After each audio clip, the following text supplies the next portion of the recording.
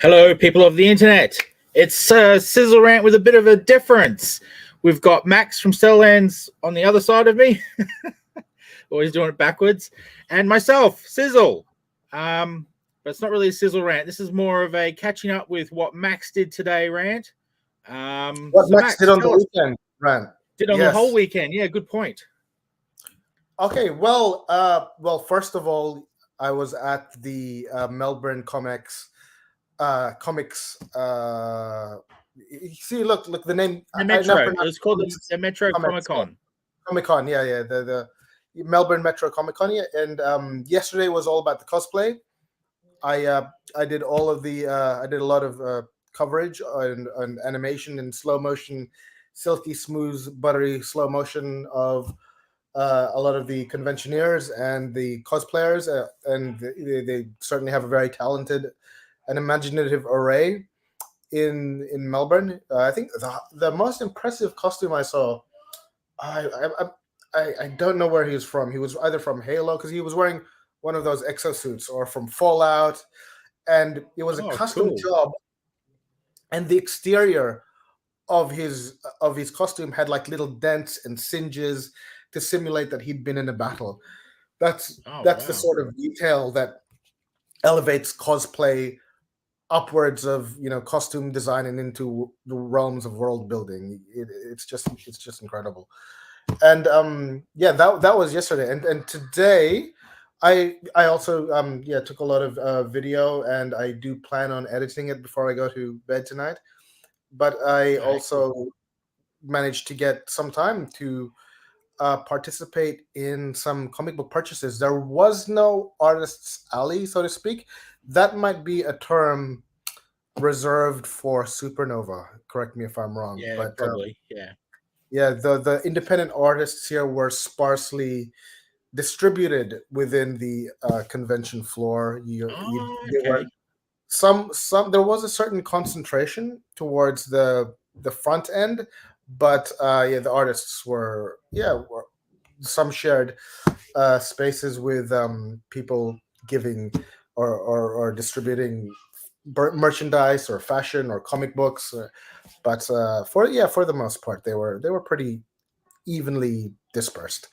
And I was able to purchase some titles. And let's do what you did after the Supernova Comic Con, and let's go through the titles in what I hope a continuation of a ritual, that shows our love and respect to this medium, this unfortunately still marginalized medium, which it definitely should not be. I have partiality to independent titles. All of these except for one are independent titles. We'll save the last non-independent titles till the end. If life was a Star Wars movie, I'd definitely be in the Rebel Alliance, because love this little the independent, the little the ones that need us more than we need them. Okay, so first of all, this might have been my first purchase of the day. It's called Patricia. Patricia. Yeah. The Vampire Girl, by Dylan Naylor. Yeah, he's cool, dude. I love the coffin shape of the comic. I love that. Yes. Very, very outside the box thinking, very innovative. I dare say, would this have caused problems with the printer to customize I'm not sure, actually. That's a good question. Yeah, well, it certainly looks worth it, because the way he's spaced it out makes absolute sense. It's not everything here, like the space is used. Yeah, it's used. It's not. It doesn't look like. While you're talking about your comics, how's that? What was that? Yeah. It doesn't look like a sort of fad or an affectation. It's done with real thematic purpose. And I haven't read it yet, and Yeah, I haven't read any of these yet, hence why I purchased them. But I certainly look forward to, you know, getting my teeth into this. Haha, pun. I'm not a dad, but I can still tell dad jokes. Yeah. So yeah, what can you tell me about this title if you're familiar with it already? You've read it? I haven't read it yet. I do have them, and it's in my pile of to reads. Although I've only got one. I didn't know there was two. There may well be more. Who knows? But Yeah, I'll have to look into that now. I'm a yeah, completist. I get a bit crazy if they're not complete. yeah. Well. Dylan Naylor assured me that they weren't. They didn't depend on each other. They're self-contained in their own way. They're There's no self-contained. sequentialism. Of course. Yeah, there's no sequentialism to acknowledge. Yeah, so yeah, you don't have the first one or the second one. They're not labeled like so. But Yeah. yeah, Dylan knew who you were, by the way. Oh, cool. And I think in our group chat, he was the one name that emerged. Is there any particular stall that I should see? And I believe it was Peter Wilson. He said, check out Dylan Naylor. And Okay, cool. purchased this. And yeah, thank you, Peter, for the recommend, because that is what it is to be in a community in a nutshell. Recommendation after recommendation after recommendation, getting the whole ecology running. Agreed. Okay, so that's one title. All right. Okay, and the next title, I'm not sure if you'll know these people. Just try something out, so don't worry if you go a bit weird. That's fine. A bit weird is where doing what I thought it would do. That's fine. Wrong person. So I'm just playing around with the controls, trying to do things. It's not working as I hoped. I don't think you'll know these people because they had either American or Canadian accents. Jump Punch. Are you familiar with these people? With these guys? It sounds familiar for some reason, but I don't know why. Okay, I might have seen them somewhere. Yeah, they were kind enough. Convention. Yeah, it's entirely possible. Their setup stood out. It wasn't your usual, drive by and drop something off or pick something up sort of thing. It was like a horseshoe shaped set with a backdrop, two tables on one end, and in the center were crash mats where people were invited to I don gloves and punch. I believe it would have been one of the artists or writers. I think they tag team both art and writing. Yeah. That's different. Yeah, and of course the kids loved it. I'm not sure how the adults fared, but as a result of that, they certainly had the crowds going. They had they amassed spectatorship that was more concentrated than the other stalls. But yeah, let me just get their names so that it might jog your memory. There they are. Nathan and Daryl. And they were kind enough to sign it for me. Oh, that's nice. They don't ring a bell, but they might. I don't have a good memory because I apparently know about a couple of hundred of these people who I forget on a regular basis. That tells me that you're on the pulse, sir. You are right at the ventricles, at the heart of independent cinema. But I don't. Yeah, you don't. Yeah, so this doesn't ring a bell. I purchased them because it was a good deal for titles for $20. They seemed like good guys, and that charm awesome. goes a long way, especially in the independent scene. You can't learn charm. You can't buy it in a bottle and consume it and then be imbued with those qualities. And unfortunately, but yeah, they had a lot of it, and they sold a few of these titles, and I'm glad to have been one of the titles, one of the people to have purchased the titles. And I look forward to reading this. So yeah, you're not familiar with it? Nothing you can tell me about it? Nothing I can tell you about it. Sorry. That's fine. It'll be a journey into It darkness. rings a bell. That's about it. Sorry to say. Okay, that's perfectly fine. Okay, next is the comics to movies pack from. Pack, nice.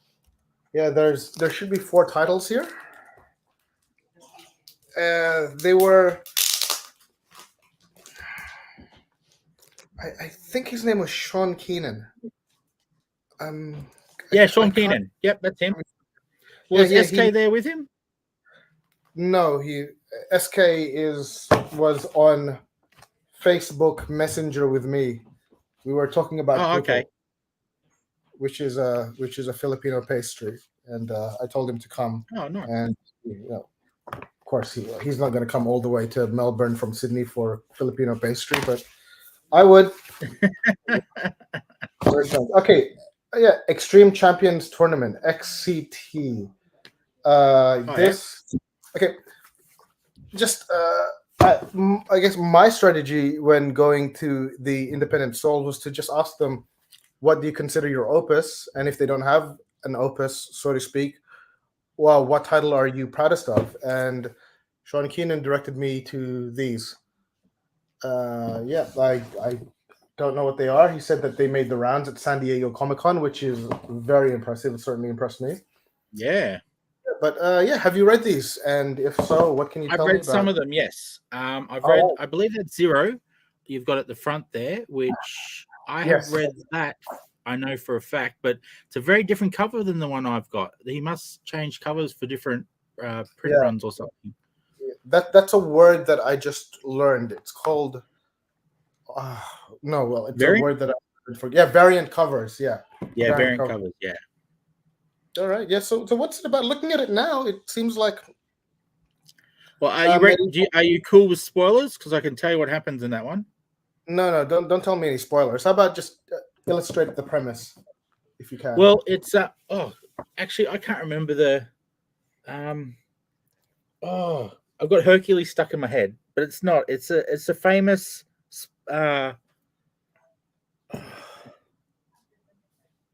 what? No, my mind's gone blank. Anyway, back in Roman times, he's a really no, it's not coming to me. Is it Spartacus? Is it Spartacus? Spartacus. Freed the slaves. I can't remember. I think it might be Spartacus, actually. You go back. That issue's about his battle, the battle that he ends up dying in. Right. Well, the battle he ends up getting caught in. Because he was executed. Caught, dies, executed, whatever it is. Yeah. Maybe it's not Spartacus, but it's someone like that. My brain's gone totally blank to the name of the person. But it's a historical figure, and they die, and then the spoiler would be telling you what happens to them after they die. Okay. All right. Well, it is Spartacus. Yeah. It is Spartacus. Okay. Yeah. I was wondering if I was remembering it wrong or right. Yeah. Yeah, your mind. Oh, I'm being really slack here. We've got comments coming in. Oh, really? Okay, cool. Anyway, good evening, Peter. How are you, sir? Oh, here we go. Nathan organized Indie Comic Con a few years ago in Melbourne, I believe. There you go. Nathan. So who's Nathan? From Jump Punch? Is that what we were talking about before? Yeah. Okay. And there's SK answering my question. Spartacus. Okay, great. Read the chat. Yeah. Well, the chat's not coming up here. I think only you have access to this chat. Yeah, I have access to it. Yeah. Anyway, I look forward to reading this because I actually do love the 4-hour series. Yeah. Well, I was about to say I do love the 3-hour Stanley Kubrick film. A bit of film nerd trivia. Spartacus is the only film that Stanley Kubrick disowned, in spite of the fact that it's really good. Yeah. Oh wow. Yeah, it's because his vision, his perfectionism, as it were, was interrupted a lot by the input of its star and producer, Kirk Douglas. Oh, okay. Yeah, there was they worked with each other before in this brilliant anti-war film, Paths of Glory, and then they reunited again for Spartacus, and I think they just butted heads, and the fact Yeah, that it was sounds an like it. amazing, yeah, the fact that it was an amazing movie wasn't enough for Kubrick to proudly retain his name on the on the film's poster. But regardless of how he feels, its merit stands on its own, and it's a really amazing film. I think everyone Yep. should watch it, and I shall be reading this with that in mind. Good comic. It's a really good comic. All right, yeah, well, 5 comic or 4 of them, A lot I of fun. believe. A lot of fun. The series. Yeah, cool. Oh, and there's this comic came with it. I don't think it's part of the series. I think it's a charming little extra. Oh, Yeah, I don't have Look that. at that. So what was that? If I've got it with a different cover. See, I recognize it by the covers. Yeah. Okay, cool. All right, interesting. I look forward to it. Yes, and SK, I think he lettered all of them, if not a substantial majority of them. So I look forward to seeing that as well. Yes, so would I. And also, Kubrick has a famous film that was abandoned. It was his version of Napoleon, and it was Oh, okay. abandoned because of a previous film called Waterloo, which starred a very American Rod Steiger as Napoleon, and that didn't do well.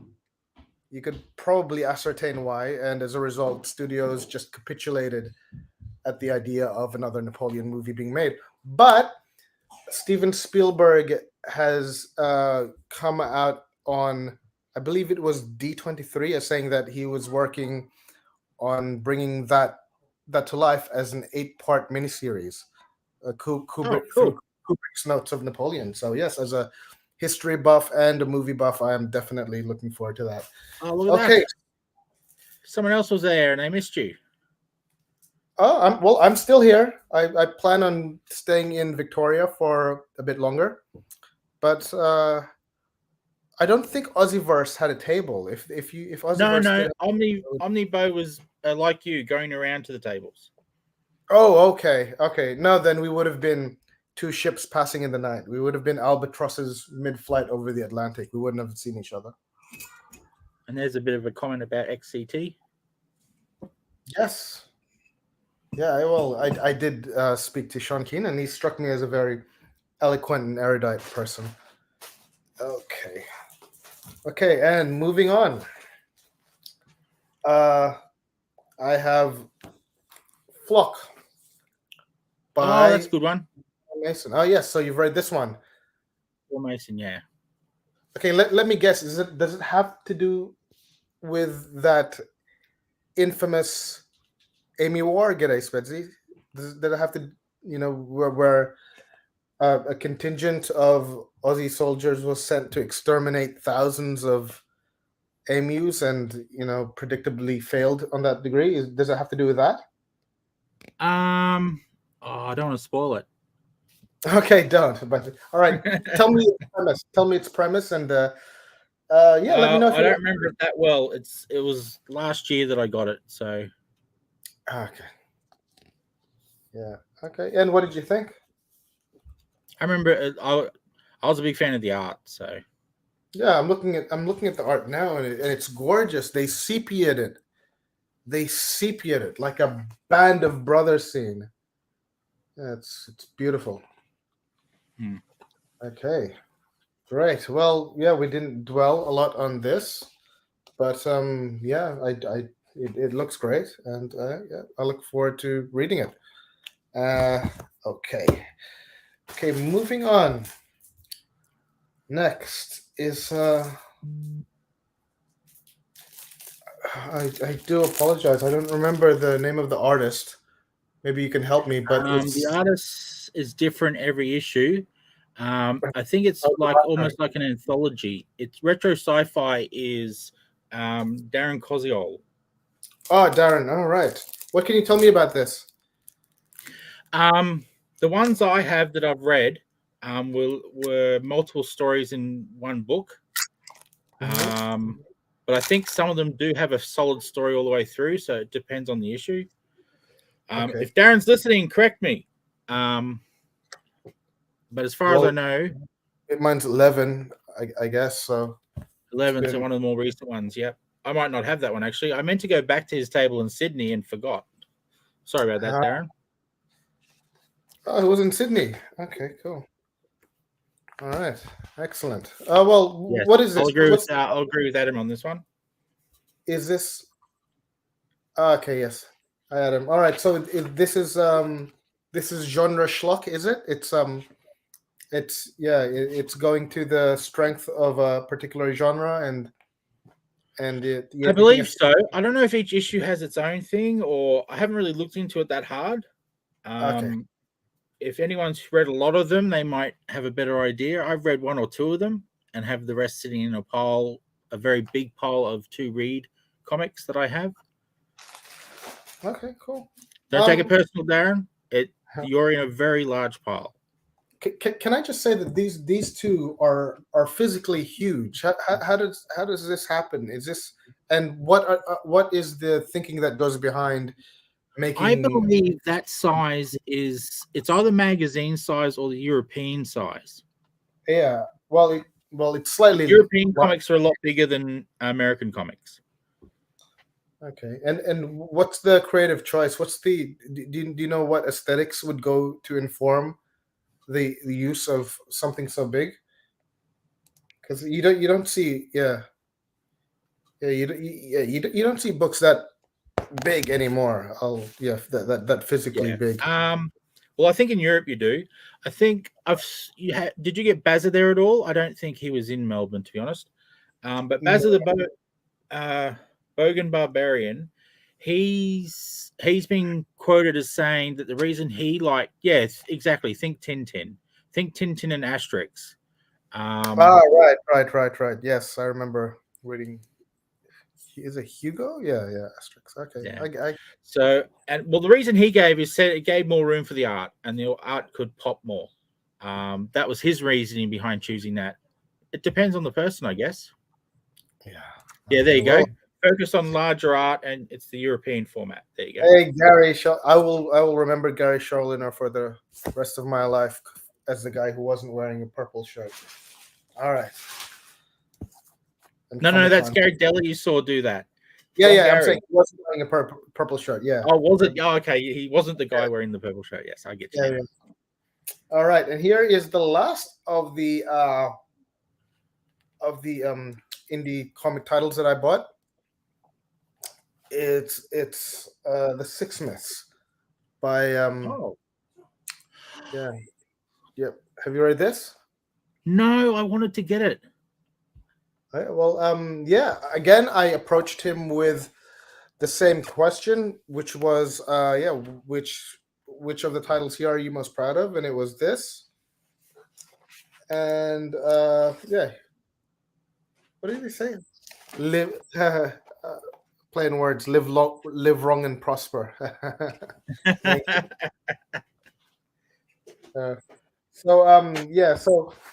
It seems like a grounded story of a supernatural family, correct me if I'm wrong, who are beset by regular everyday problems, from the economy to family dynamics. Okay. So you haven't read this one? I haven't read that one. I remember seeing it and it sounded interesting, so I wanted to get it, and I just haven't got around to finding out how to.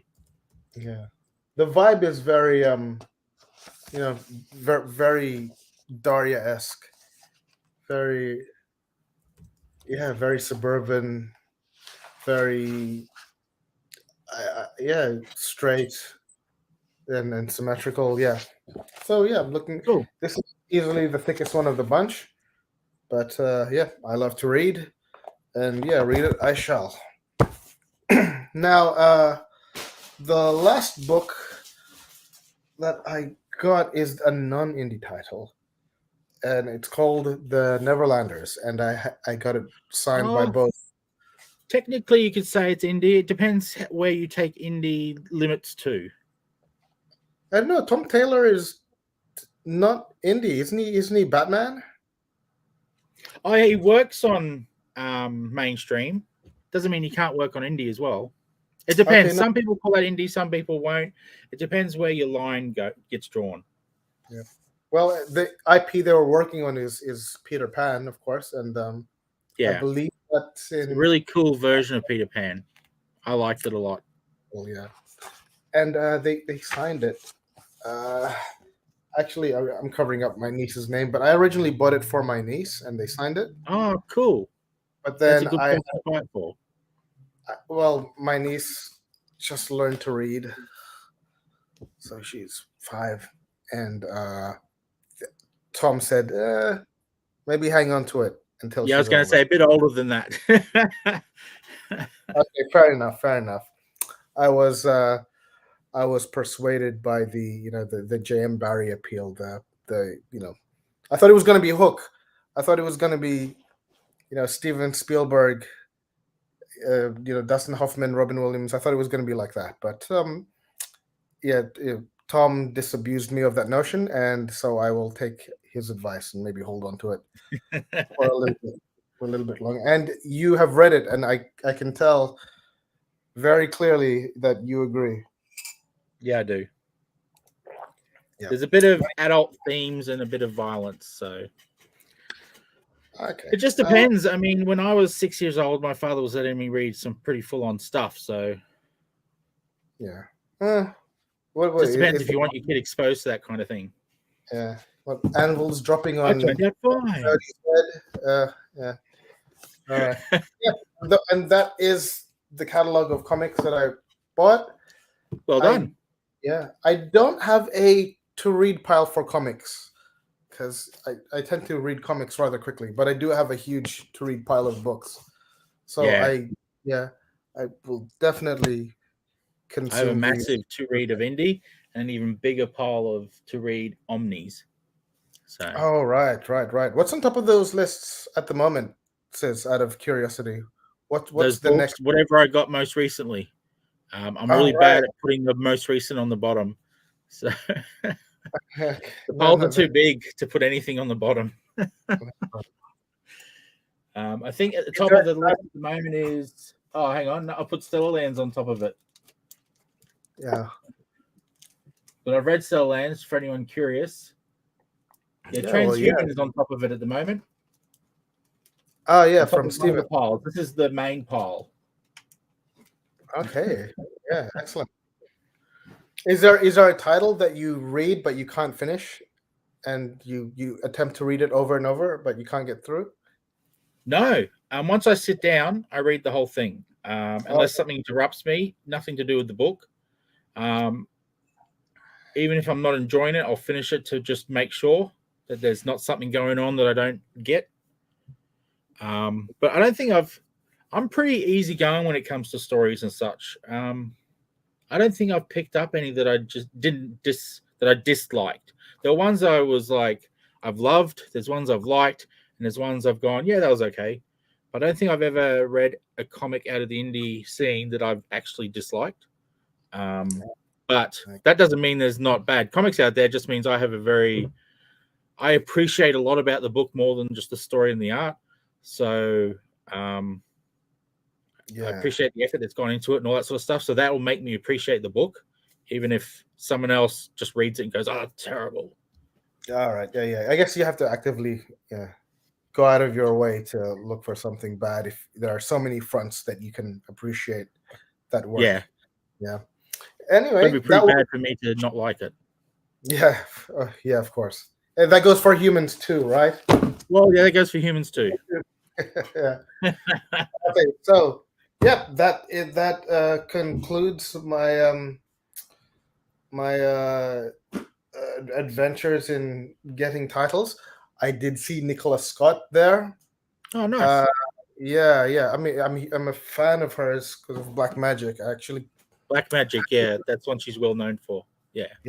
Oh, I've had the opportunity to meet her like 4 times. I haven't worked up the courage. She's one of the. You need to be there with me. You need to like hold my hand like a guardian holding a child, or a lollipop man holding a child.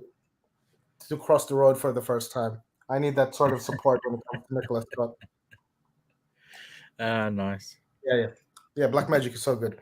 Okay, yeah. So that in terms of titles that I didn't get, I didn't get that signed. And that is my that concludes my time at the Melbourne Metro Comic Con, Comic Con, and tonight I will get the footage that I captured today and edit edit another package, the first package probably has more than 2K already. Last time I checked this afternoon, 2,000 people had that's played awesome it organically.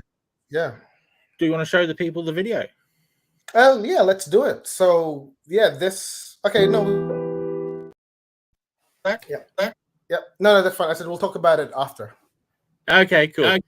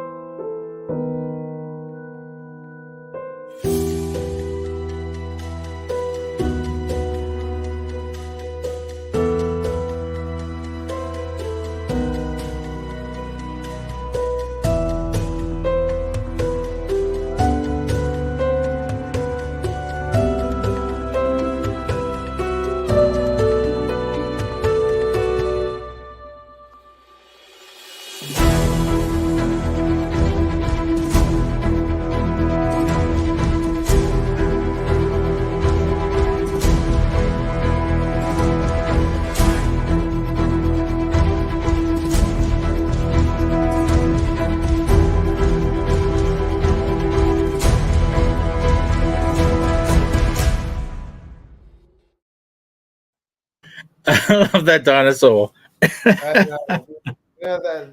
the lady who plays the one that shoots a dinosaur, she either runs or owns or works in a vineyard on her regular day to day. So she's doing wine stuff during the workday, and then during the weekend she cuts loose and pretends to kill dinosaurs. That's why I love that. That's why I love the Comic Con community. And absolutely of my time there. No Batman. There was a lot of Batman. I think I might have seen a few, but no, I didn't shoot a Batman today either. I guess they were short on short supply, but there was a lot of Grogu. Mandalorian is decidedly very, very, very popular, and I enjoyed. As you can see, it was shot in slow motion, and then I rotoscoped it, which is the action of separating a subject from its background. As a result, I was able to make the background one quality, which was black and white, and the foreground another quality, which was animated in color. And it gave it that comic book aesthetic feel. That well, at least that's what I was going. That's why I was asking about Batman. It's Dushan. Yeah, of course. Yeah, I mean, who doesn't like Batman? And that's what I will be taking care of tonight. That was so cool. That's the when we first got a peek into Anakin. Yeah. Great. Okay, now just to move on to the next third of this video, we would like to talk about the state of the Stellar Lands Kickstarter. And would you like to I'm just going to put a link up so it's very. There we go. This is when we're talking about stellarlands.comx.studio. That's how you get there. Actually, well, do you want to chat for a sec while I actually look up the Kickstarter and see where we're at? Yeah, okay, yeah, sure. First of all, I just want to give a heartfelt thanks to everyone, if I haven't done so numerous times already, because we hit our goal within 6 days. I like this is completely I'm complete neophyte in this territory, so I have nothing to compare it to, but from what the artist Ben told me, who is somewhat of a vet in this field, hitting your goal is so that quickly is rather impressive. So I'm very happy that we were able to do that. And he also informed me that the lifespan of these of Kickstarters can be best described as a valley. So you go up, then you go down, and then towards the end you go back up again. And there's 13. We're in the direct halfway point.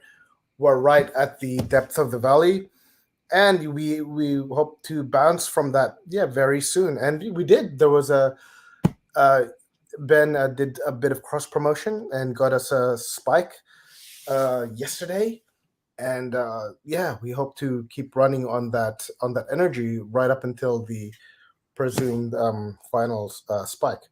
But all that aside, I just, not from artists to potential audience, but from human to human, just want to say thank you. And thank you for helping us reach our goal. And here's to more goals moving forward. Yes. Yeah, so we're at 1442, so 1,442, which I believe is 120% with 59 backers. So that's okay, cool. Last time I checked, it was 49 backers. That's the number that I'm. Oh wow, it's been a few more since then. That's great. That's great. And Stephen did say that the notification, the people in the notifications, and the people who physically back you will range within the 30% mark. And we had 140 people on our notifications on our 50. Would you say 59 people backed? So there you go. 30%, or slightly more. Stephen is eminently right, as always. He's my guru in all things comic books. Well, Stephen. Yeah. All right. So is there anything more we should add to this? Well, like you said, thank you to everyone who's supported us. Anyone who can or can't. Hang on, we got SK's thrown in some comments, and it's hard to keep up track.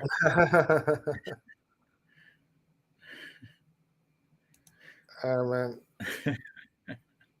Yeah. But yes, for those who can't support monetarily, or even those who can, if you could share that link, that would help us so much. So the stellarlands.com/x.studio. If you can share it around, find someone who can and wants the comic, that would be awesome. Yeah, great. Yeah, I mean, if you could hit that share button, and let's get this community humming. I would definitely. You, yeah. Thank you, JK. Do we know JK? No. I don't know. Mm-hmm. Well, if they are, they've got a name that I don't. What do you call it? A handle that I'm not familiar with. Okay. Well, regardless, thank you, JK, and I'm sure you'll like it. We've already had some reviews come out, which were positive, and that's great. I mean, we always like to get good notices. Yeah. Excellent. So that wraps it up. Yeah, that wraps it up. If we can end on that little video as well. Okay. And just for those who missed it at the beginning, because we only had about half the people on at the beginning as we have now. So for those who missed the video at the beginning, we have a little video about Stellar Lands. You can get a good look at it and make your way over to stellarlands.com/x.studio. If I could just give a quick spiel, all right? Because one of the feedback on one of the reviews were that there wasn't enough explication or talking directly from the authors and the creators. So I'll just give a quick spiel now. And it aims to be an epic sci-fi saga.